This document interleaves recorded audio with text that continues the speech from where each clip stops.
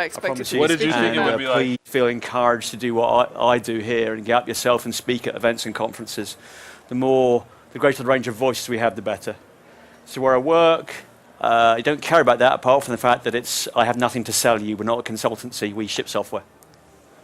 Okay. I'm going to talk today about where I think we are in .NET land, where I think the state of play is. I think we're in a bit of a decline.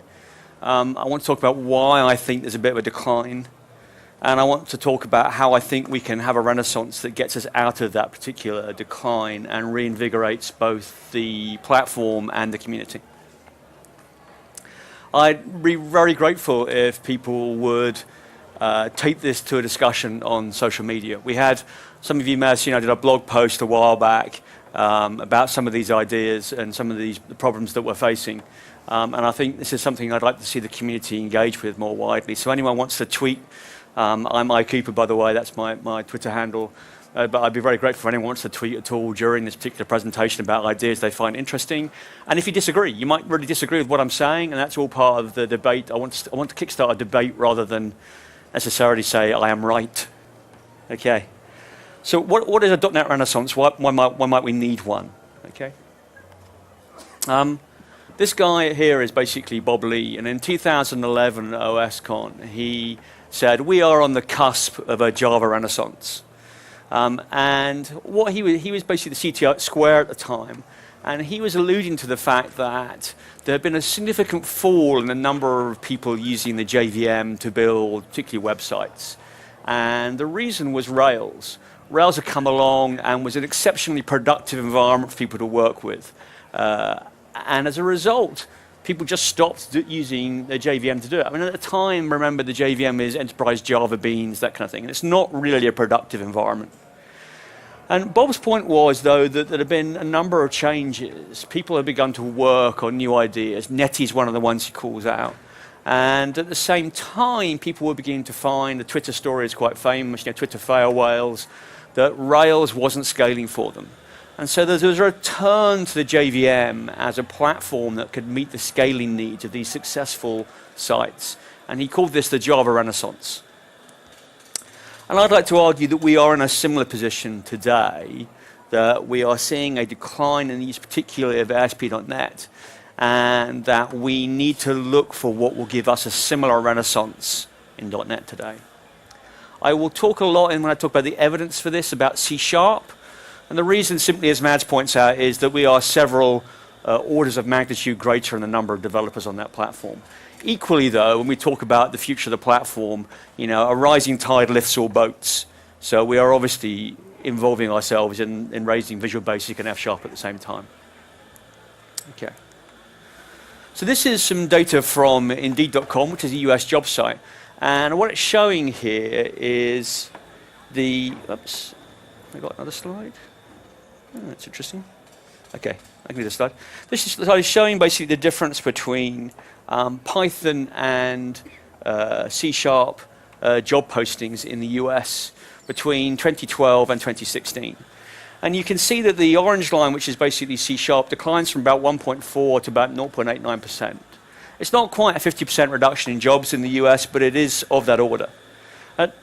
You might say, oh, well, maybe there were just less computing jobs, recession, that kind of thing, etc. But if you see Python at the same period of time, it's growing from about 0.5 up to just over basically 1. And effectively now, this is indicating that there are more Python vacancies in the US than there are essentially C# vacancies. So there's a pattern of decline that the US job data is indicating to us. This is UK job data. Now, the UK is very interesting because by a significant number of measures, C# is more popular in the UK than Java, and has been for some time. And that's primarily probably due to the influence of the finance sector. And languages are regional. You'll find C# center clusters in Seattle, Austin, London, places like that, etc. So it's a good bellwether, right? And you can see here that effectively, although that the permanent jobs have bubbled between somewhere around peak of 35% in 2013, they've fallen by about 5% at the minute over the last sort of 5 years or so from that peak. And contract jobs have been declining slightly earlier, but they've fallen from about 25 to about 18%, so a slightly bigger decline. The trouble, of course, with C# and talking about C# jobs is, C# includes both, let's say, the desktop environment where Windows is still preeminent, where there are not really many contenders against things like WPF for writing essentially your code. So it's more interesting potentially to talk about areas where there's greater competition, and that would be on the server. So we can look at numbers for ASP.NET. If you look at the numbers for ASP.NET, you can see that the top line, which is permanent jobs, again, peaked around 2012, around 27% of UK development jobs essentially were C#, but it's now at about 23. So a decline of 3 or 4% there. But what's particularly interesting to me is the bottom line, which is contract jobs. There was a huge crash around the time of the financial crash in terms of those jobs. But what's interesting is they never recovered. They never came back to C#. Since about 2012, we've fallen from about 15% to something like 9%. And this matches a lot with my anecdotal understanding of the jobs market in the UK. Although I'm not a contractor, lots of people I know are ASP.NET contractors, and they say they're finding increasingly difficult to find decent ASP.NET contracts. Most of them are really maintenance work. They're not seeing new projects. And that's a very kind of interesting proposition because in the UK, certainly, there is an overall pattern, which is many enterprises hire contractors when they are building new projects to help get up to speed and tend to use permanent staff for business as usual. Given that we know there must be, due to the peak of C# in the UK, a huge amount of existing code out there that's going to have to be maintained for years, we would expect to see the early signs of decline in the contract market where we see new projects tailing off. And I'd argue that there's reasonable evidence that we've been in decline, particularly as a server-side platform, since about 2012. And certainly I joined Huddle in, I think, about 2011, 2012. And at the time, there was a cluster of UK startups under Microsoft's BizSpark program, all using C#. Us, Just Eat, Just Giving, and a few other platforms around that essentially were quite popular. A few payday loan banks like Wonga, etc. And there's a real splurge of activity, but more recently I don't see the same number of startups actually engaging with ASP.NET as an actual platform to be using when they come out the gate. So overall, there's this kind of, what's happening? Why are we declining like this? Okay. So I think one of the first questions we ought to ask is, if people have left the platform, where have they gone? Because by understanding where they've gone, we may be able to understand what the threats are to the platform and how we actually fix that problem. This is from the Stack Overflow developer hiring landscape information, which you can download. This is the global numbers. There are more specific country ones, but I think the global ones tell the story well enough. So if you look on the left-hand side, you'll see essentially languages people are effectively working in.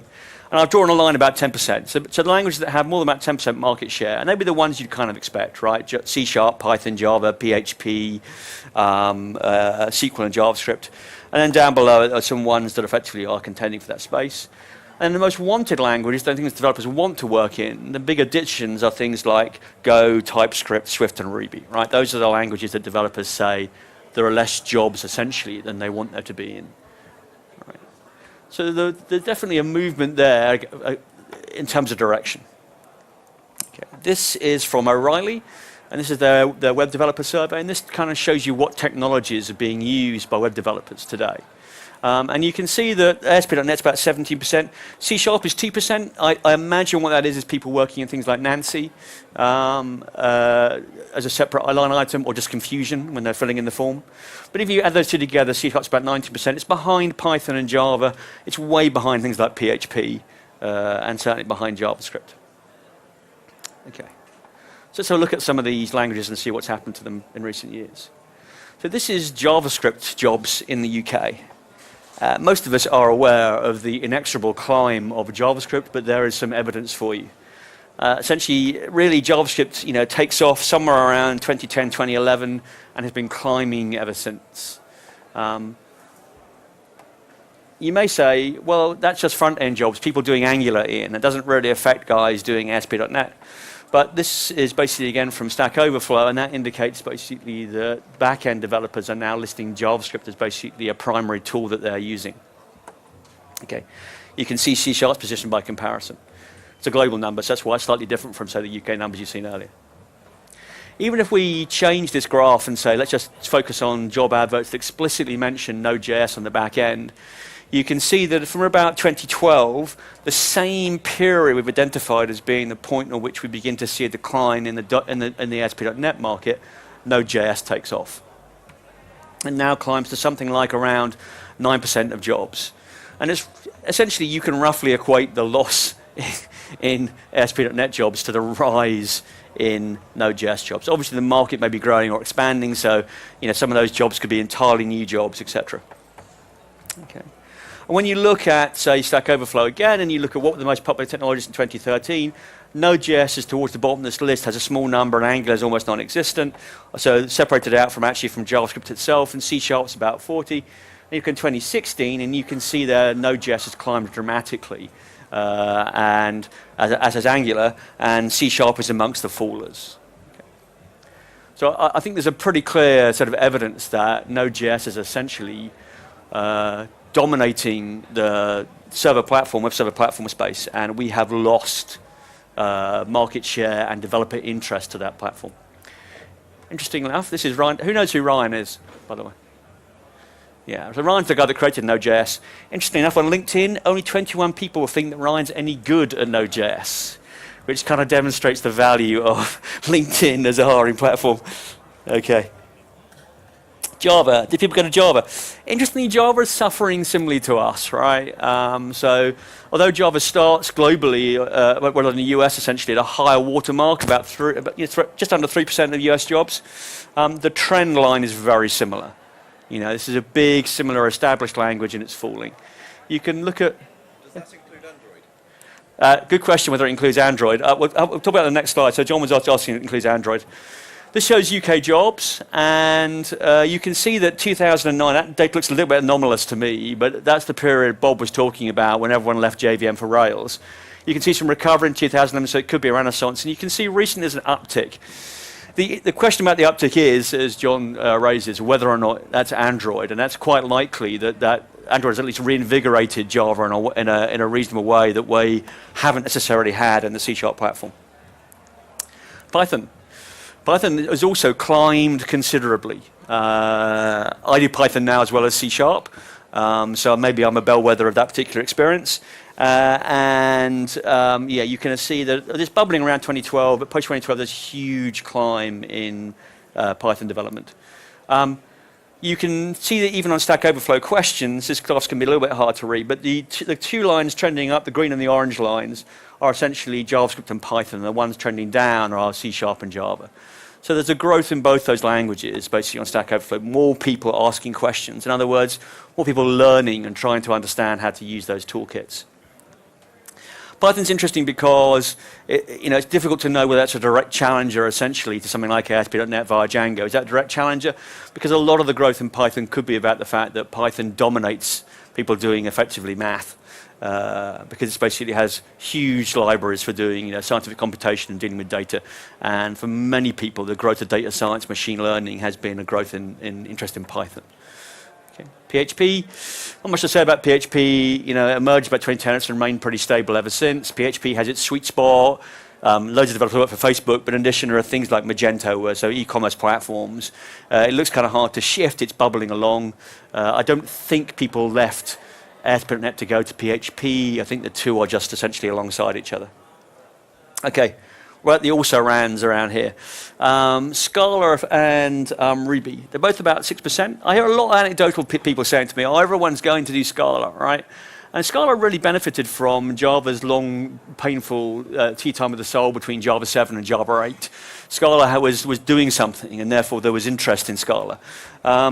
Whether Java 8 has stemmed that a little bit, I don't know, but there are also emergent players on the JVM like Kotlin. Is an interesting one. But Scala is one of those languages where I know quite a few people who are interested in functional programming work in Scala because it's functional programming, but hate Scala as the worst example of functional programming.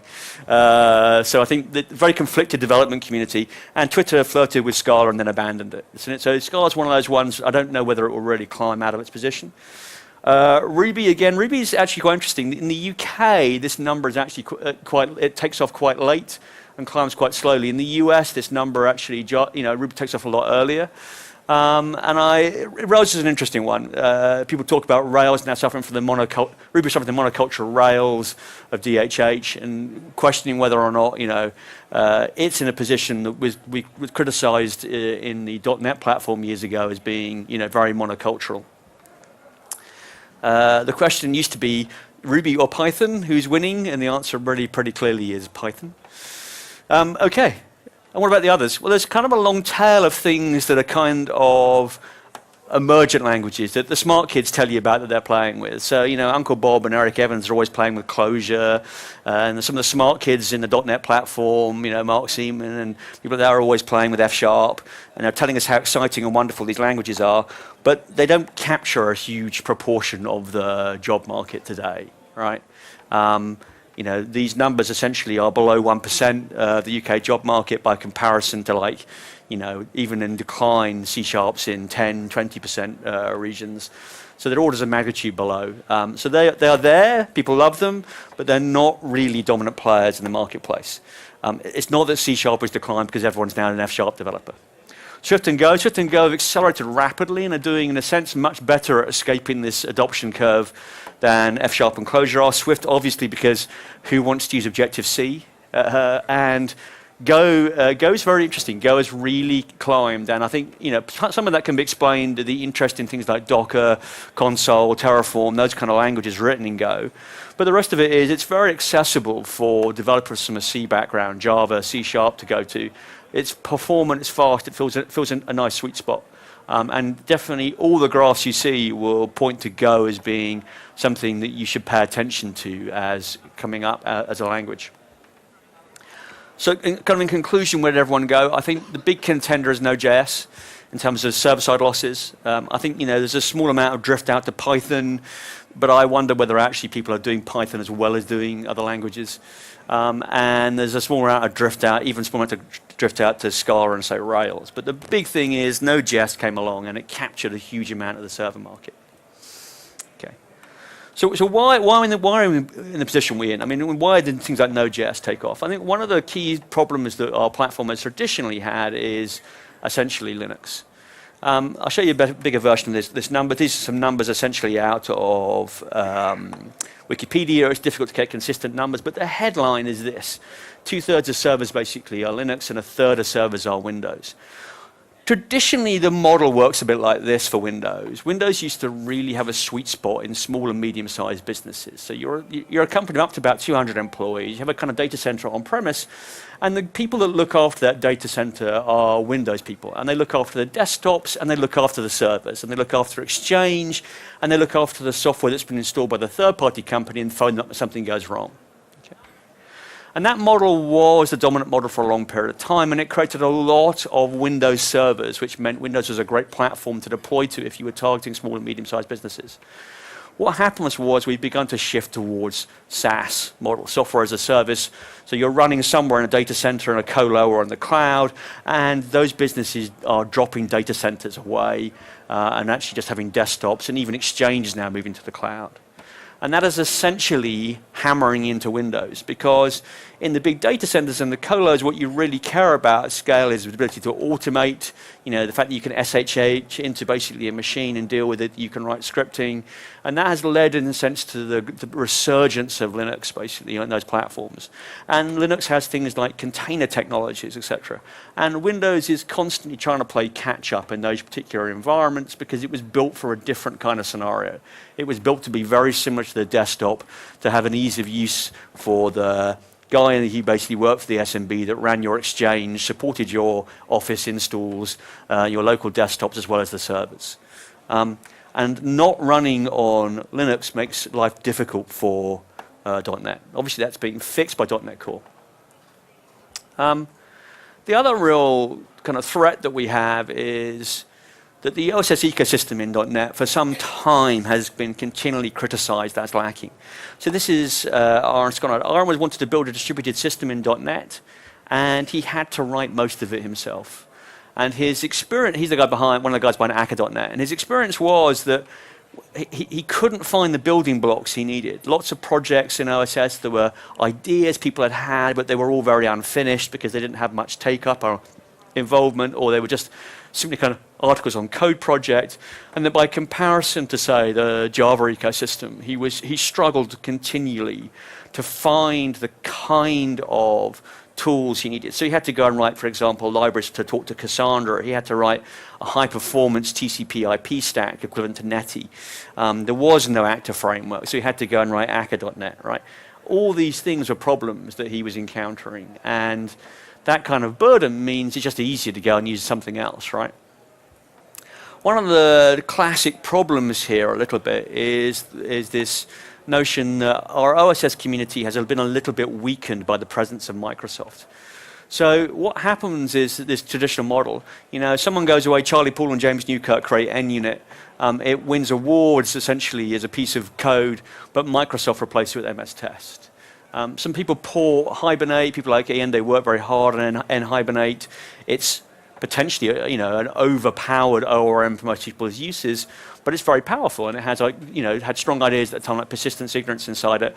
Microsoft produces an entity framework. The original version has this weird double abstraction model out of the 1970s, but it essentially crushes in Hibernate.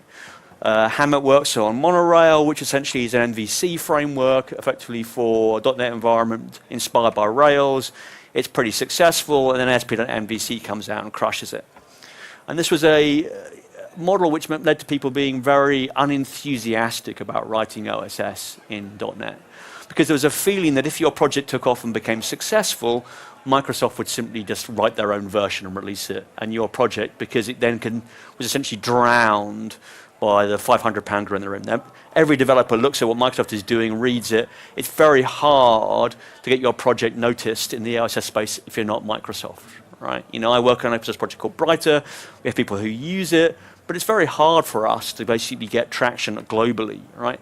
Unless I go to all the US conferences and speak about it, it's hard. So it's an uphill struggle as it is, and it doesn't help when Microsoft effectively crushes that innovation. Okay. Is it the language itself, right? Here's a question, is it C#? I don't think so. C# on the most loved list. It's not up there with things like F# and other languages. Basically, the developers are really saying these are the hot tools, Rust and Go. But it's a solid top 10 language alongside things like Python and Node.js, which it beats. I don't think people are leaving the platform because they don't like C#. Is it because everyone's moving to functional languages, right? All the smart kids do functional languages. The rest of us wander around going, I feel stupid. But the reality is, as we saw earlier from those graphs, that the numbers of positions in functional languages don't suggest that we are seeing a move away from platforms because they're not functional. And the rise of Go, which is not really a functional language, demonstrates that there is still a significant appetite for OO languages. This is Roger again talking essentially on Twitter recently about the fact that Stack Overflow's numbers suggest that we are way past the peak of people asking questions about F# on Stack Overflow. Okay, we'll talk a little bit about how languages get adoption in a second. So I think the thing to understand is that I see occasional attitude from people saying, C#'s in decline, people aren't interested in it, but F#, that's where the future is. That F# is not your reserve parachute on the platform. In order to save the platform, we have to save C#. You're not going to be able to save it by basically pulling the F# reserve parachute ripcord. Right, is it because it's a static language, not a dynamic language? I find this one really interesting because this is my career. I started as a Fox Pro developer, which is basically a dynamic language, very powerful tool. We had things like inline SQL, etc., long before effectively they emerged with things like LINQ. But we found that there was a number of problems. There's a weakly typed dynamic language, and you could do interesting things like completely changing the type of a value halfway through a loop, etc. And the bugs in that used to drive us all crazy. So crushed were we by dynamic languages and the bugs that occurred with them. We went all the way to C++ because we thought types, we loved them, we want as much of them as we can possibly have. C++ proved unproductive, so I went to C#. And then nowadays I do a bit of Python as well, although admittedly I'd quite often use pep4 as optional typing. Okay. And I have an opinion like this, which says Generally, I think this thing is cyclical. What happens is that we start effectively by using our lovely static language. It's all computer sciencey. We're controlling types, we're building our domain model. Our compiler's giving us tons of information. And then someone goes, but it's so slow. I'm writing all my DI, all my IOC containers, my factories of factories, all these interfaces. I just want duck typing, right? It would be so much easier. It would be so much faster. So they pick up Python or they pick up Ruby and use a dynamic language. And it goes great. They're really fast. And then their site explodes in size and they're have more people on board. And it's finding it's quite hard sometimes to figure out what the hell is the parameter is basically in this function signature supposed to be. I have to essentially, spelunk the code by working through it to find out what methods are called. Duck typing's great, but it'd be nice to know kind of what you want the duck to do in some fashion, right? And so in large enough code bases, it turns to be really hard with the dynamic language to actually maintain it. So then everyone says, well, we're going to use a static language again next time, right? And this cycle goes around. And I think actually the cycle is even more complicated than that, is that sometimes when we use the static language, we say, this problem was still too hard to get under control with static languages. It's still too complex. So I want to be declarative. I'm going to write a DSL, right, was the old school way of doing this. Or nowadays, I'm going to move to a functional language with a strong type system like Haskell or F#. And then I get the problem that half my developers go, I don't understand what's actually going on. This DSL is hiding too much from me. Wow, this functional declaration, right? Anything but dynamic. So I think it's just a cyclical thing of none of these things are a silver bullet and everyone just gravitates in one or the other depending upon what are the problem space they had last time. So I don't believe that being a static language per se is a problem for C#. Complexity. One of the problems of being an older platform is that we're a bit like a show like Game of Thrones, right? This is Game of Thrones. If you started watching Game of Thrones at the beginning of season 5 with no other knowledge about Game of Thrones, you'd find it quite confusing and hard to follow. If you pick up basically the .NET framework today and look at basically the BCL, it's quite hard to follow if you're a newbie, right? I've got a newbie on my team, and I had to explain to her what WCF was for the other day, right? We'd never used WCF anywhere, but since some of our older code. She looks at things and says, what is this .NET remoting library, Ian? Should I understand that? And it's kind of like, no, just leave that alone, right? And that's a problem, this big surface area that's there is essentially a barrier to entry. Whereas if I go and look at a new language, one of the attractions of new languages like Go is there's not much surface area. That's a problem too, right? But there's not many libraries. I feel like I could understand that language and I could grow with it. So unless essentially you have a kind of year zero and reset to say, well, these are the essentials, we can push these older stuff aside, it can be quite intimidating. Okay. Visual Studio is a fantastic IDE. Its multi-threading support is just absolutely brilliant, and you can be enormously productive in it. But there's a challenge to getting people to learn Visual Studio and learn essentially your language and framework at the same time. It's a barrier to new entry. The way people want to learn a language is download your language in your runtime and get their favorite text editor from Notepad or Vim or Sublime or even Code, right? And actually write some simple programs and build up complexity. They don't want, quite often when you're beginning to learn a new language, you don't want to have to learn the debugging tool. You're just going to write some statements to print stuff out and see what happens. And the problem is that Visual Studio and .NET have historically been quite coupled to each other, to the extent that we often find there are decisions being made about the language or runtime because of Visual Studio. And we need to kind of wean the community off Visual Studio, lovely as it is, as the kind of entry point. We need to be assured that the scenario of I download the language in the runtime and I just work in Notepad or whatever works for us. Community.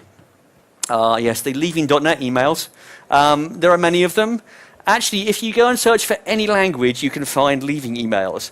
I did this, I can't remember, I think it was like when Go came out, I found leaving.go emails. This was like 2 years ago. I'm sure there are leaving D emails even now, right?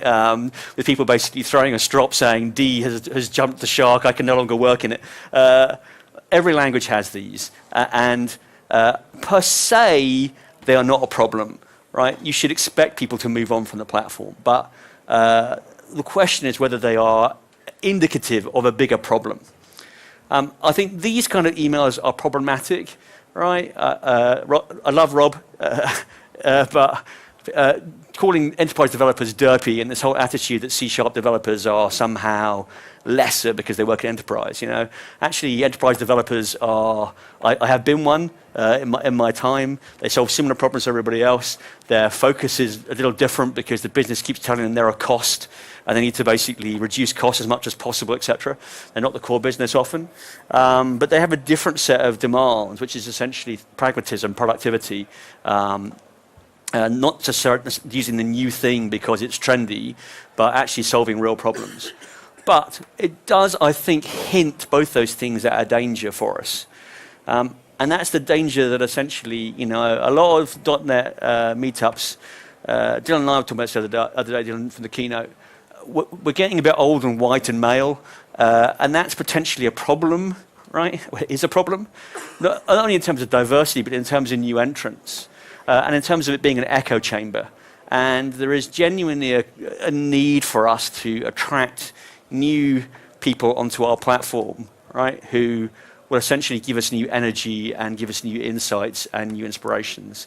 And we need to avoid a monoculture, not necessarily a Microsoft monoculture, but a community monoculture where effectively we don't say we want to hear new voices, we want to hear new opinions, we want to be challenged. The orthodoxy should be overturned, right?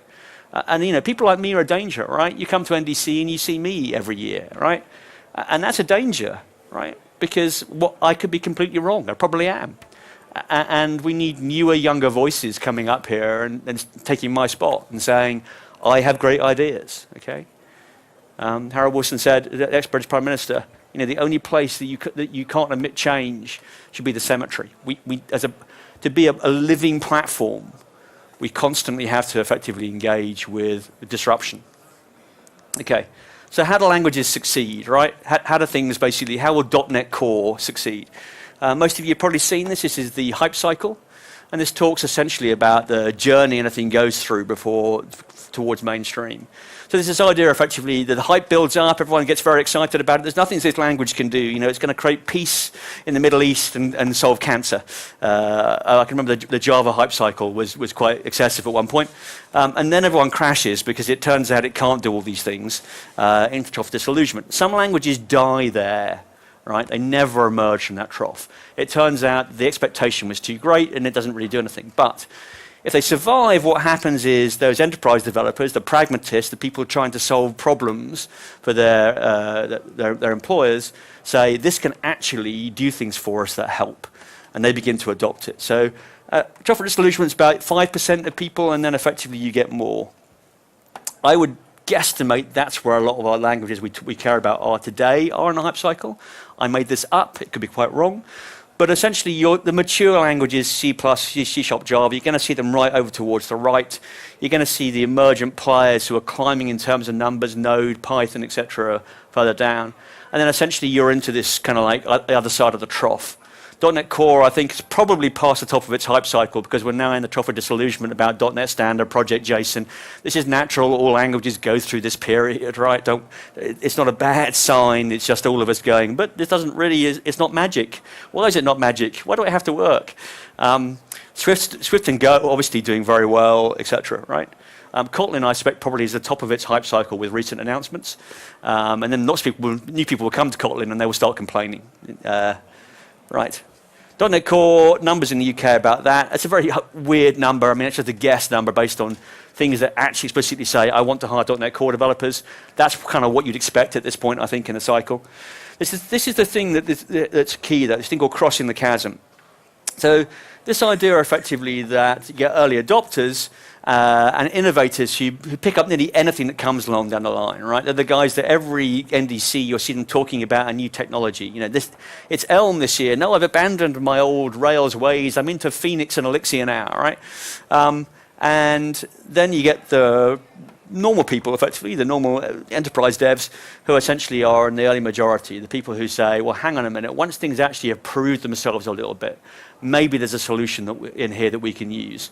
Consultancies make a lot of money, essentially, being the people that do what's called bridging the gap, where effectively they look to what all the cool kids and the startups are all using, and they say, some of this technology has value, and we can go and essentially help enterprises transition to it. So things like the ThoughtWorks, Tech Radar, those kind of things. That's really about consultancies trying to sell you bridging the gap.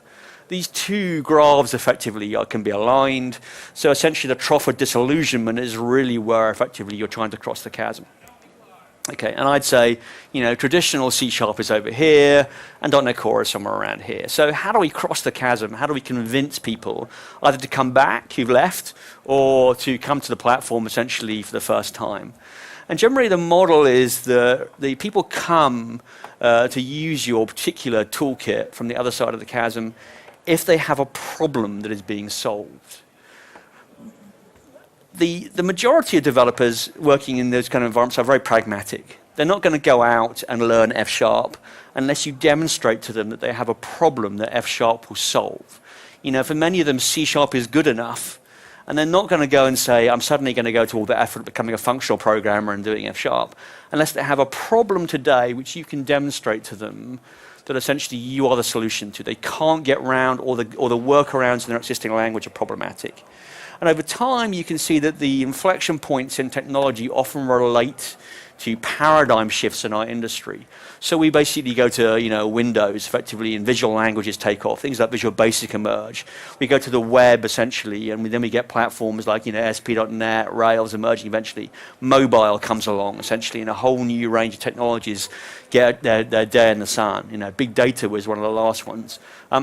Today, I think the big inflection point we're dealing with, essentially, big paradigm shift is cloud native. So this is the move to infrastructure as a service, the move to containers, the move essentially to you effectively no longer dealing with infrastructure, essentially renting it, or even in the world of serverless, it disappearing from you, right? That is the next big new shift. And I think if .NET Core really wants to take off, what we have to understand is, does it help people dealing with that scenario? Because that's really the next pain point, right? Okay. We run on Unix on .NET Core, right? I think that's become a bit of table stakes. I don't think it's anything else. I think you have to do this now because otherwise people are simply going to turn you away because you're limiting their options when it comes to deployment. The funny thing about running on Unix is the fact that you can do it is as important as whether you do it. It simply removes a barrier to the adoption of your framework and language, because people say, well, I could run on Unix. That's not a concern for me anymore. Okay. Scale to large code bases. I think one of the winning things about something like C#, and it also applies to some of the containers like Java, is that they are very good when your code increases in size or your development team scales and you have more developers working, because a number of the technologies they have, like static typing, generics, for link read, declarative stuff where effectively you can write DSLs and be declarative, and emerging ideas like pattern matching mean that essentially you can begin to deal with greater complexity. And this is the point where people writing, for example, in Node.js begin to break down. You can see that trend almost effectively for those dynamic languages in the fact that things like TypeScript are doing so well, right? And as essentially it's trying to rewrite JavaScript to C#. Eventually the entire world will be C#, not JavaScript, in case you hadn't realized, because Anders will simply turn JavaScript into C#.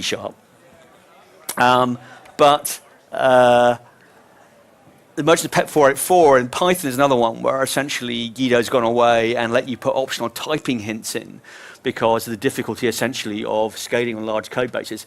I have no idea whether that's because he's working at, I think, Dropbox, and they've encountered that problem there in terms of the amount of code they have written in Python, right? But so we already have those advantages. Parallelism and concurrency, right? Many languages do concurrency, less support parallelism. Okay, so Node.js gains very well from concurrency, and it uses the libof, basically a library, to do what's called a reactor pattern, essentially a message pump, which effectively lets it be very performant by yielding control when something is waiting for I/O. Okay, but that's not a Node.js thing, right? Any language can, in theory, support that same model, and C# does via async await. What's harder on those languages is they generally have a problem called the global interpreter lock, which means essentially they can't really do multi-threading because the interpreter is always effectively a bottleneck to it. And certainly in Python, if you want to do multi-threading, their threading library really actually is just essentially a library that supports basically being I/O bound, because the underlying C libraries that implement it yield control. And if you want to actually have parallelism, you have to use a multi-processing library. You have to fork new processes. Whereas C# has the TPL. TPL is a fantastic library, and not, I don't think, often shouted about enough how good a library that is essentially for doing parallelism. And I once was in a Java session where some guys were discussing, their dream parallelism library, and the guy was putting up his fantasy library requirements. And at the end, I was kind of like, well, he just described the TPL, right? We ought to make more about the TPL and how good it is. RX began on our platform, right? And that is everywhere now. So it's important to understand we have a solid platform on that. Performance, two things. Most of you have probably seen there's been a huge effort on performance. .NET was criticized in the past as being nowhere near as good. The TLR is nowhere near as good as the JVM in terms of perf. And while it's still a long way to catch up, this move towards removing excess allocations, etc., a lot of the work that's been going on has made .NET Core very performant. The other thing we have is unsafe. Do not underestimate that. Java, the JVM, etc., has no real equivalent via Java. And if you talk to people like Chris Condren or even Greg Young, who've worked on things where they need control of memory management, they write a lot of code using unsafe, right? Which is stuff that I understand most of us don't necessarily always need, but you can do some very interesting things. And in terms of our key things we want to talk about today, right, in terms of coming back, if you just look at some of the benchmark numbers, basically comparing .NET Core with Node.js today, you can see we are way more performant, right? We may not necessarily be beating the JVM or Go today, but in terms of that big competitor, we are certainly doing very well. And this is Martin Thompson. Anyone know Martin Thompson? Writes a blog called Mechanical Sympathy. He's pretty much the guy on performance on the JVM. And he has been consistently complimentary about what he sees as the effort going into the CLR in terms of performance, right? And other people noticing, right? People out there are beginning to notice essentially that the new platform is very performant. And if you went to Node.js because it had high throughput and was very performant, that is no longer really an argument. And you do see people actually being recaptured to ASP.NET. And that's your early target market, right? People who are familiar with C#, have .NET skills, and essentially people you want to bring back onto the platform to say the reasons you've left have gone away and actually were better now than what you're using today. And then once you begin to pull some of those people back, you need to then try and go to a new market. We're multi-platform, right? And don't underestimate that. For smaller shops, this can be quite important. The fact that they can essentially have developers with, a smaller skill set hit a wider range of targets. And we also shouldn't forget that the way that actually many youngsters encounter things like C# is actually through doing games programming in Unity, not through the route of doing business programming. And that's a really powerful way of getting people onto the platform. The other thing is, one of our strengths is that we do have a large talent pool, right? There are a lot of capable people. And one of the other things Twitter talked about when Twitter went from Rails to JVM was not just performance, but essentially its ability to hire large numbers of developers who had experience delivering apps working at scale, okay? And we are essentially a reason for businesses to target .NET, right? Experienced developers who know what they're doing, right? Who can therefore effectively give you some of that heavy lifting that you need. And C# is increasingly, when we hire graduates, right, and we find increasingly there are graduates who've done C#. Microsoft's made a really good effort at basically getting into the education sector so that you can hire people out of the gate for whom C# is not a mystery. Okay. What does the future look like? Okay, so the cloud shift is to cloud native. What does cloud native tend to mean? It means microservices, right? It means basically what we call 12-factor apps. Those are apps built to run basically in containerized or cloud environments. It means self-service agile infrastructure. That is essentially cloud and container environments. It means nowadays API first. We deal with mobile, we deal with essentially the same way we deal with web. API is really what you expose on the server. Anti-fragility, we won't talk about that today, but essentially that is chaos engineering, as in Netflix. So on microservices, I'm not going to bore you and give you a long talk on microservices, but I think we can all probably agree it's decomposition of a monolithic business system into independently deployable services that do one thing. There are lots of various schools of thought on quite what that decomposition is. Essentially, it's irrelevant today. So this is eShop containers. It's worth going to have a look. It's a really nice kind of project from Microsoft, some guys trying to basically provide an example of how you would do microservices in .NET with a kind of real world example. Okay. And you can see essentially the idea here that effectively we've got, say, Web API basically being exposed outside the data center, and we've got an event bus for communication internally, and you've got microservices written effectively in .NET Core, right? And we've also got a more traditional model where you've got an MVC app talking to basically a traditional web app. I don't think that's such an applicable story today. I love the MVC guys, but I think really you want to focus on an API because, probably over half your traffic's going to come from mobile. So you really need to focus on an API and building, say, your range of clients, both web and mobile, talking to that space. And we have a lot of good libraries basically to talk about in this space, right? So we've got .NET Core, obviously, Entity Framework, Nancy. We've effectively got Dapper as well as an alternative to Entity Framework Lightweight. There are tools for talking to Redis, like from Stack Exchange. There's Bright, which I work on, doing event bus stuff, along with End Service Bus and Mass Transit. If you want to do identity as well, it says identity is Identity Server. Identity Server is one of those ones that's known outside our community for being a high-quality platform to doing that. And there's things like Service Stack for doing that overall end-to-end kind of service implementation. So we actually do have quite a lot of the OSS infrastructure you need today to build microservices, essentially. And you'll also notice that basically the diagram shows it being hosted in Docker, right? And hosting in Docker is one of those things that we're quite good at on .NET Core. And if you look at essentially the workflow, what tends to happen with something like Docker is, when you build, you essentially build and compile, you do a restore effectively of your code within the container. So that means that essentially I create a simple container that just has the runtime, it's quite lightweight. I then essentially share my local directory with the container, or effectively I then do a .NET restore, and that pulls down just what I need, right? And then essentially I do a build, potentially a publish, or do a publish effectively. And the advantage of that build model is that I can be sure of managing my dependency chain. I don't have these kind of globalized dependency issues. So it's very powerful effectively for working with Docker. API first, right? The modern model is basically we focus on the API as the point. What's really interesting here is that you get this idea effectively quite often of API gateways. So rather than exposing my microservice directly out to my customers, because then I couple my microservices, I quite often have this intermediary called an API gateway, right? You talk to the API gateway, it's kind of an anti-corruption layer, and that means I can verify my backend microservices without necessarily breaking any of my existing clients. I can also find that I can avoid chatty calls, because sometimes actually to service the request from the client, I may need to make 3 or 4 calls basically on the back end, and it's much easier in terms of latency to make that call from inside my server environment, making a call across, composing there, and then returning the composed result back out.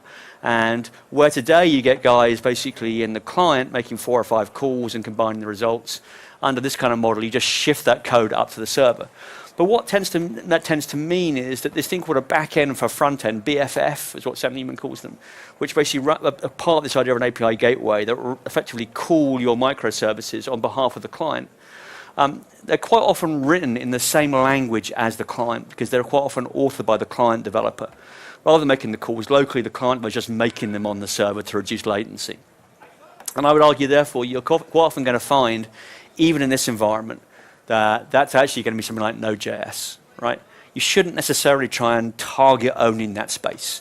Let the Node.js guys have that, write your microservices in C#. Target that initially as being the sweet spot for where we have lots of advantages in terms of managing code bases, in terms of performance over that. Now, admittedly, if what you're talking to as a client is desktop or mobile written in Xamarin, yeah, absolutely. You want to basically be able to write the BFF and something like ASP.NET Core, because those guys, their language is C#, and they want to basically hop onto the server and write C#, right? The other thing to be aware of course, is that because we're a microservices platform, we can write those services in multiple different languages. So be prepared for a future in which you are polyglot, right? Because you may want to use Python for data. And right now, at Huddle, we talk about people knowing Python, JavaScript, and C#, right? And that's not necessarily an unreasonable expectation.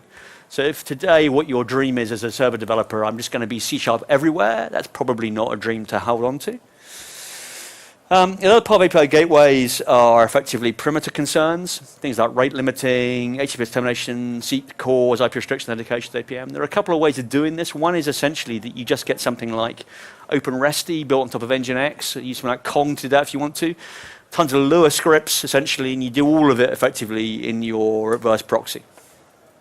The other option, effectively, is to build that into each one of your libraries. There are pros and cons to each approach. Putting into all of your, basically, microservices effectively means they have to be very concerned with things that aren't necessarily what the microservice has to deliver. But if you don't want to have to go to building an API gateway, which might be a bit much for you at the beginning, it can be handy to have that option of starting out by putting those concerns into your microservices and later on building out an API gateway, because they can be expensive. Mostly you don't care too much about this particular story, apart from the fact that you need to support it. So in cloud native, essentially, we're moving away from this kind of DevOpsy model. It turns out what happened, as far as I can tell, is that the developers got involved in operations when DevOps came along. Developers said, wow, there's a lot of work here, guys, that you're all doing by hand. Really, we should just automate this out of existence because we're all pretty lazy. Developers tend to be lazy, right? And so good developers anyway. And so they said, well, let's just automate this whole thing out of existence.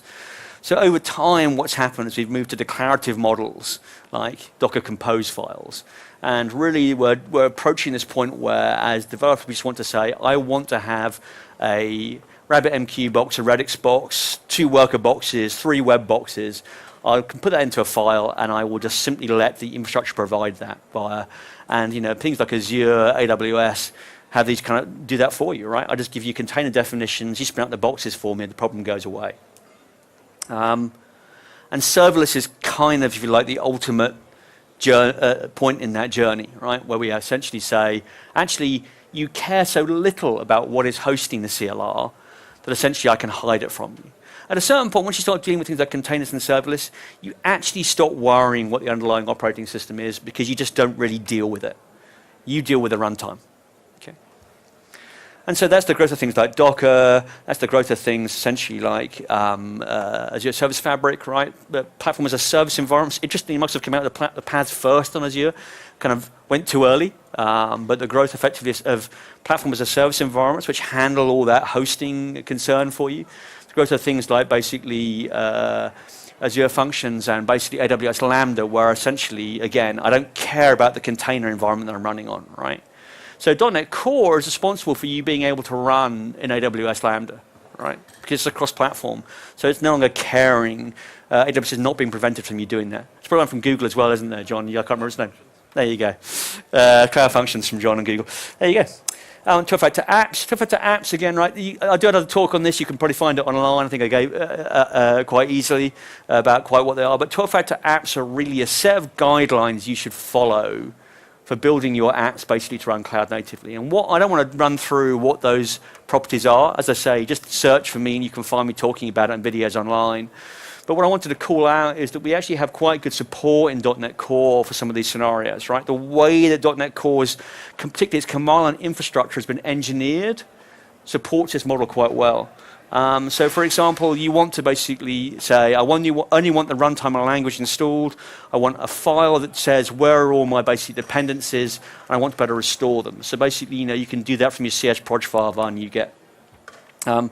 Store config in the environment, right? So basically, we're trying to move away from these model of generating templates that essentially insert the variables and adding configs across the board via some curious build process that's basically mostly templating, and actually say, well, things that vary by environment can live in environment variables or in a configuration server. And you'll note that the new configuration model within .NET Core supports things like basically putting them in environment variables and has a progression which lets you essentially say, well, it may be in the web.config, but I may have overridden that with an environment variable in the given environment. We basically want to have this separation of these individual phases to allow us to more clearly automate the process, and we do have that within .NET. we want to basically have self-hosted services that basically simply bind to ports. And under .NET Core, you've got things like Kestrel. You run self-hostedly. It's very difficult if you want to basically run in a Docker container to put IIS, which is an application container, inside every Docker container, right?